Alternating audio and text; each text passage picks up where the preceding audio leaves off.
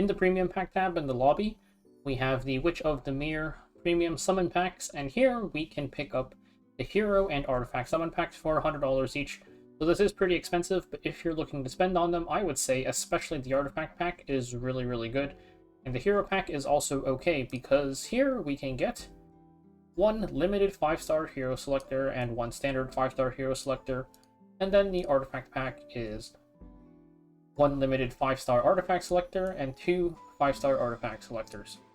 So I would say that if you are somebody looking to spend, and spend a lot because this is pretty expensive, these are pretty nice to pick up because, well, it's a limited selector.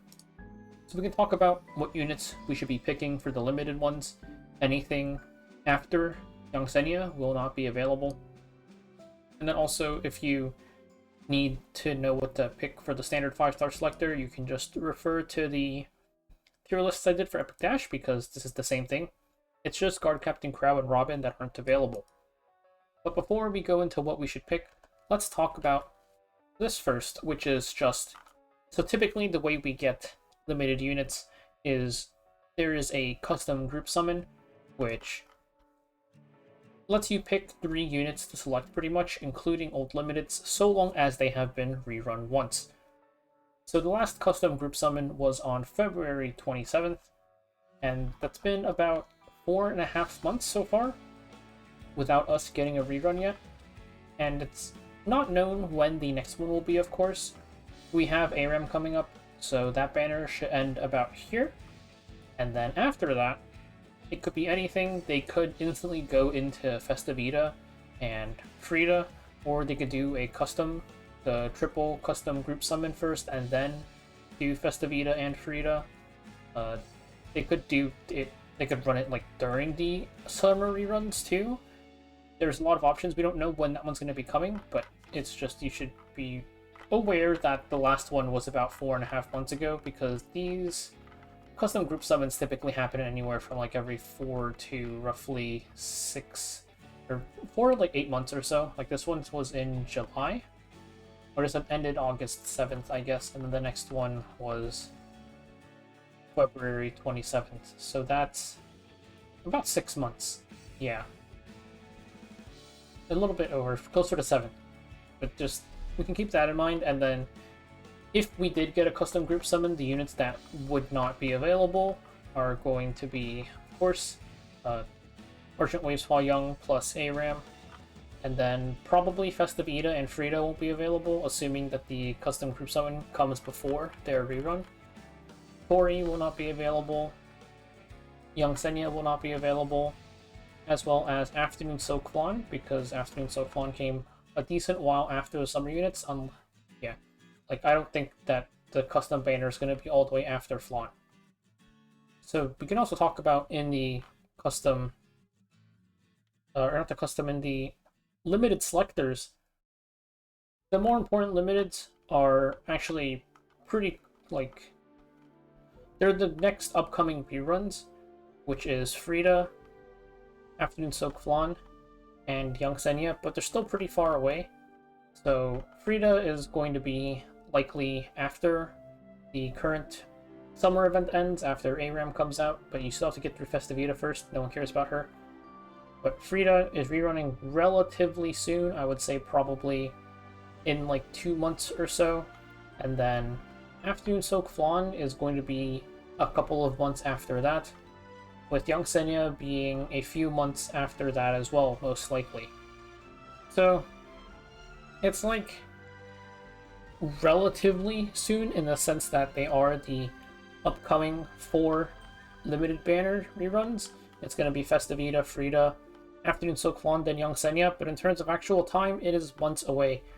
So you can factor that into your decision for whether or not you want to buy this pack at all.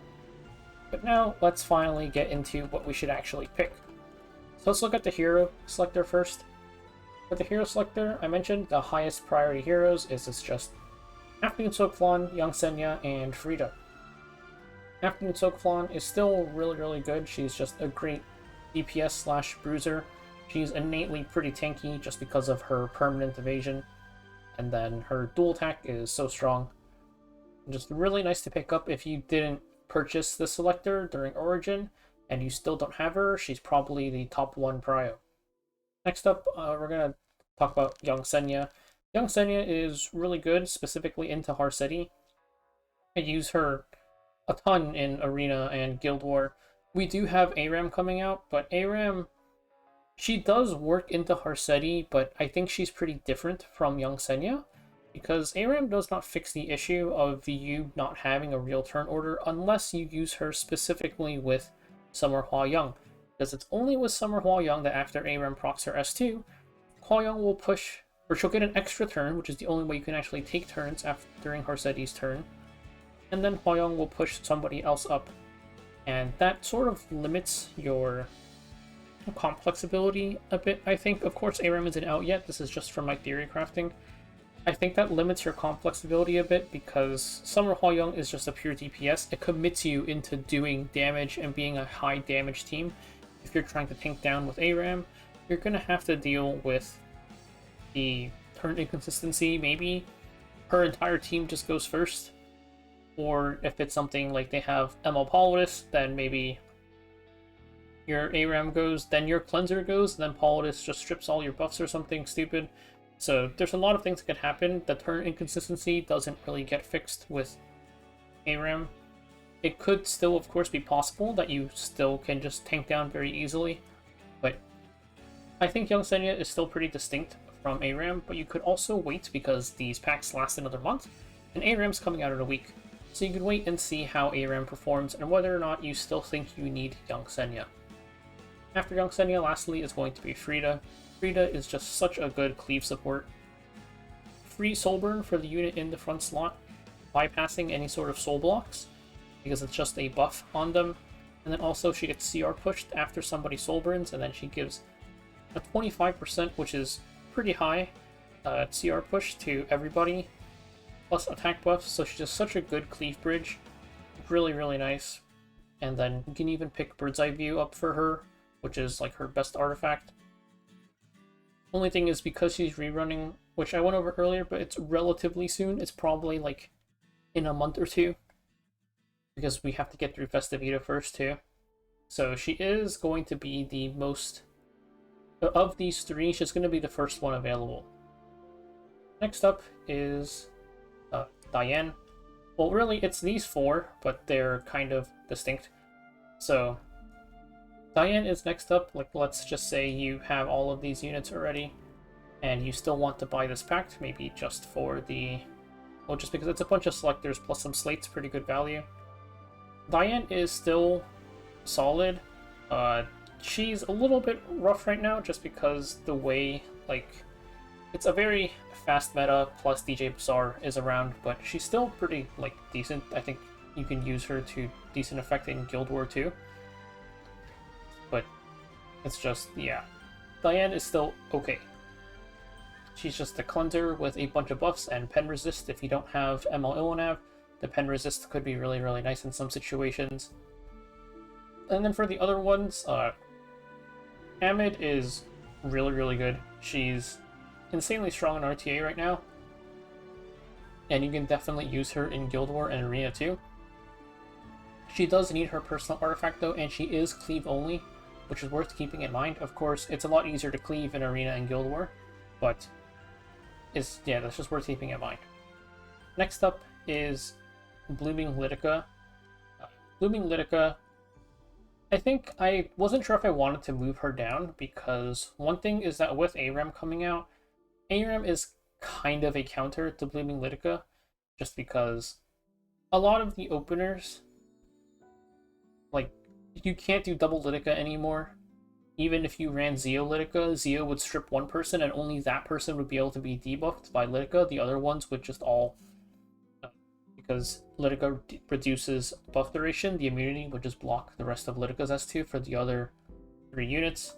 So something like that I feel like is going to nerf her a little bit, but also it's just if they like release more units that simply strip debuffs on their AoE while attacking, then Litica might go up again. I'm just going to leave her here.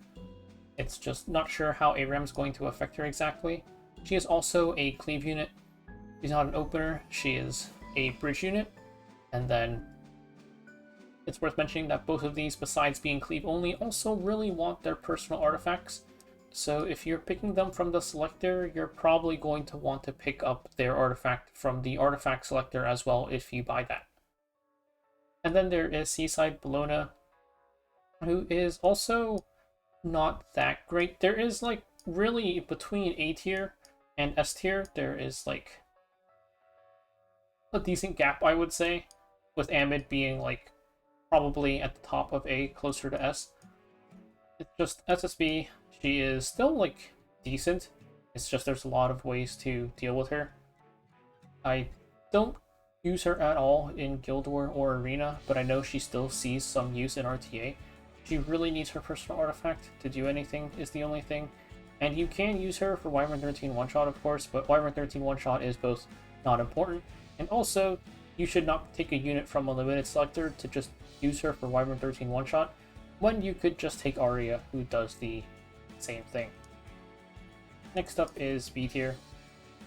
So Holiday Euphony gets used in RTA as a counter to some cleave openers. I lowered her a bit because ARAM is coming out, who I think is just going to do that job a lot better. Like, if you're fighting into Litica, you no longer have to just pray that you actually dodge something. It's just ARAM is just going to block it. And also because, well, she's very inconsistent. Sometimes it can be kind of annoying.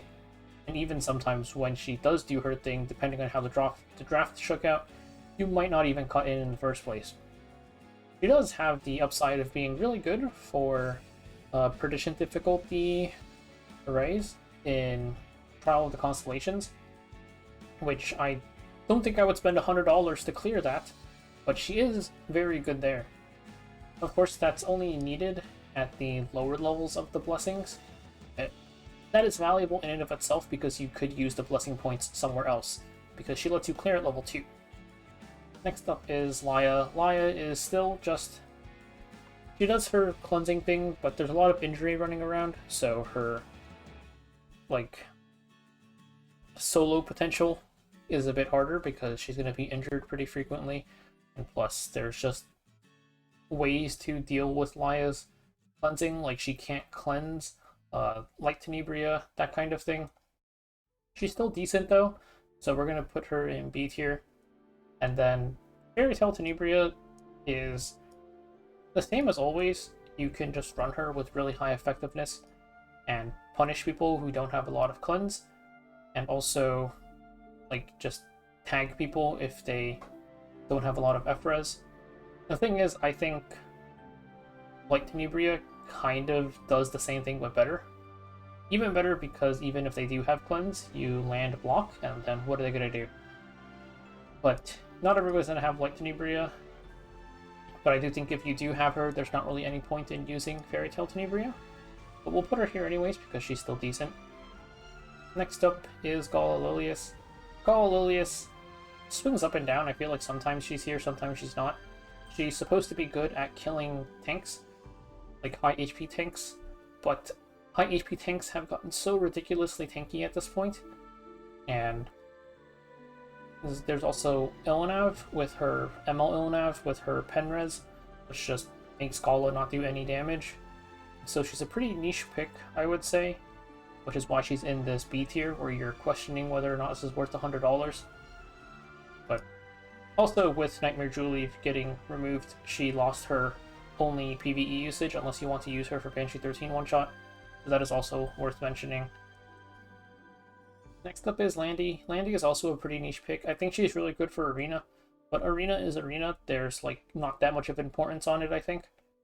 But for RTA, she's like a pretty niche pick. The issue with Landy is also she really wants her personal artifact, Wall of Order, and Wall of Order does not work consistently unless it's plus 30, so that can be pretty annoying. Next up is Summertime Assyria? Summer Assyria, I don't remember all of the summer units' names, they're all like slightly different. But Summer Assyria, she is a bomb cleave unit. I don't think she's very good, but I don't think she is as bad as the people down here, so I left her up here. She is pretty fun to use, it's just maddening sometimes when you do not land your bombs. She does also want her personal artifact just for more bombs to land. And then there is Lulucar, Ocean Breeze Luluca, I think is the official name. She is a cleanser and also gives defense buff plus her ice cream buff, which heals you on hit. So she's got a lot of defensive stuff, but there is also just debuff is just strong enough to kind of run her over at this point. And she is just like not very, very strong. She is a very niche pick. But I also don't think she's as bad as the people down here, and I didn't want to make a separate tier, so we're going to leave her here too. There's also Festivita. Festivita's got a pretty interesting kit. It's just, if you hit her with an AoE, which removes her stealth, then she will activate her S2, and she'll land a ton of debuffs. So she is a debuffer, but her usage isn't that high right now. And plus she is rerunning soon. But you probably, I think if you're getting down to this point, you might want to just not buy the pack. And then we have C tier, the Save Your Money tier, which is just Cerise, Light Expedition unit, not worth it. Leith, Guild War, I guess, not worth it. Biblis, she was already not worth it. And now Nightmare Cycle is getting removed, so you can't even use her for Nightmare Queen. Last time I did the limited summon tier list, I said do not pick Biblis. I did not change the positions or order of C tier. I always had her as the third worst unit, and she remains as the third worst unit. Next is, actually she might be second worst now. Summer Charlotte, she sucks. Same with Luna. And then Tori, Renok, plus Argent Waves Hua Young, and Aram will all not be available for selection due to being too new. That's it for the heroes though, so we can take a look at the artifacts. And the artifacts are where is the artifacts? The artifacts are a little bit different just because I feel like this pack, artifacts in general, I think are higher value than heroes because artifacts benefit a lot more from dupes than heroes do from imprints.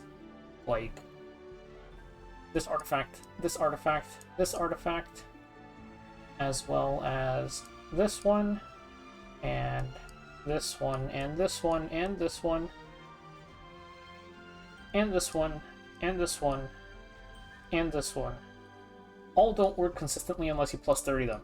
So that's one of the reasons why artifacts are just really nice like to have dupes of compared to heroes. Plus, like, artifacts, some units use, or some artifacts are used by multiple units, that kind of thing. I think if you had to pick a pack, if you only had $100 and you wanted to buy a pack, it would be the artifact one. It's just, like, unless you're missing, like, Afternoon Soak Fawn and you want to use her with, like, Bloodstone or something, or Young Senya, because I don't even use her Young Senya's personal artifact on her. I use Touch of Rekos. Bird's Eye View also works decently for Guild War and Arena. But, like, I think if you just had, if I had to pick a pack, if you gave me $100, I'm buying the artifact pack. But anyways, first up is, I should have put the names on this. I'll upload the image versions with the names on it later. But this is Dreamlike Holiday, I think. It's Afternoon Soak Fawn's personal artifact. This has the... It's just... It goes on her... If you picked Afternoon Soak Fawn and you don't have her personal artifact, you should take this. Next is Proof of Friendship. So this is Young Senya's personal artifact. It works super, super well with her because it gives more HP to the unit in the front slot. Plus, she gets... or she will give them CR push when after she takes her turn, which she'll do after she procs her S2 when she gets an extra turn. So it's just really nice for her because it does everything that she plus her usual support in the front slot does or want to do, like the CR push, the HP. It's all really nice. Niche use for this, which is what I usually use mine for, is in Arena I use mine on Frida for the CR push to just make sure that my units are going in the correct order against Harsetti. I think it's really strong, but also pretty niche. Just thought I'd mention it. Sweet Miracle is like the warrior cleansing artifact. This just reduces debuff durations by 1 turn when the holder is debuffed every couple of turns. And this lets you, like, something like ML Cowrick, where he reduces debuffs by 1 turn already. It lets them just completely shut off Mort's Fear. And then, if you're running ML Peyra as a cleanser, sometimes people use this on her. ML Shu can use this just to, like, not be debuffed as much. So this is just really, really nice. It's definitely an artifact that you want multiple copies of, just unfortunately it does need plus 30 for consistency. And then here, these artifacts, I think if you have like all of these and you're satisfied with how many Sweet Miracles you have, then you can start looking at these. Soul Constellation is for Soul Weavers. This gives them a pretty decent amount of Ephras, and also after the enemy uses a non-attack skill, it'll give them a slight CR push. So this is nice for some cleansers. The Ephras is appreciated, like just the sheer amount of Ephras you get is really, really nice, and then the CR push helps you cut in after the enemy debuffs. Next is Guiding Light. Guiding Light is nice for Rangers because it gives them stealth on turn 1, and then also a chance for stealth afterwards. The chance for stealth is inconsistent, but thankfully the turn 1 stealth is guaranteed even at plus 15. This artifact isn't as strong as it used to be.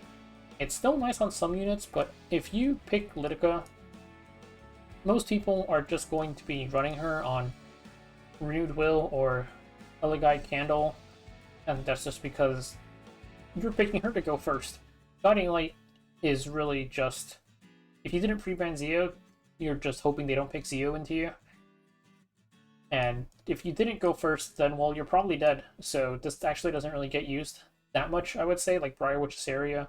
Well, no, like, okay, if you're doing opener Briarwitch's area, she's on Renewed Will.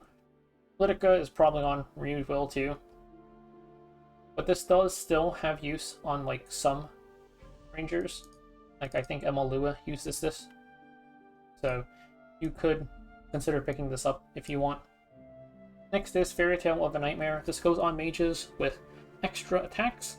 So this is pretty much Archdemon Shadow, Solitaria, Harseti. It's not their only option, but it is a option for them. It's a chance to dispel, and also it deals fixed damage after using an extra attack, or counter attack, or dual attack. So it's pretty nice, even if your damage isn't super high for somebody like Solitaria, who kind of just builds full tank. The fixed damage procs add up, definitely can be useful for adding more damage. And then these are also good pickups, but it's dependent on whether or not you have their heroes. This is Ammon's artifact, this is Blooming Litica's artifact, and this is Seaside Bellona's artifact.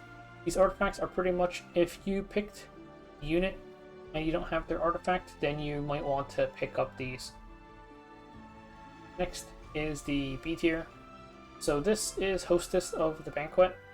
This is an Ephras stacking artifact for Thieves, which is pretty niche.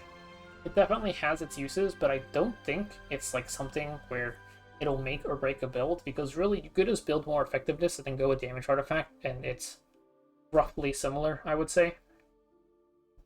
So this has its usage, I just don't think it's like super good. This is Star of a Deep Sea. This plants a bomb on the enemy after you use a single target attack. And this is used on Pirate Captain Flan, Seaside Assyria, pretty much all of the bomb rangers that don't crit, it's only procs on non-crit, will use this artifact. So you can pick this up if you want to play one of them. Prayer of Solitude increases the HP of the holder, and also increases the damage dealt when they use an extra attack. So this is, I use mine on Alencia, but I don't think it's like super high priority. It is pretty nice for like the units that can use it. This is Leaf's artifact, so it's good on her, but it's like the units that use it are either niche or have alternatives, and the effect is also super specific. So it's like it's specifically HP scaling warriors with extra attacks. So it's a very specific thing, hard to justify just grabbing it as a general one. Wall of Order is Landy's artifact. It doesn't work unless you're plus 30, and it gives you stealth. Like 75 to 100% chance depending on limit break. So sometimes your stealth doesn't proc, and then you're very sad.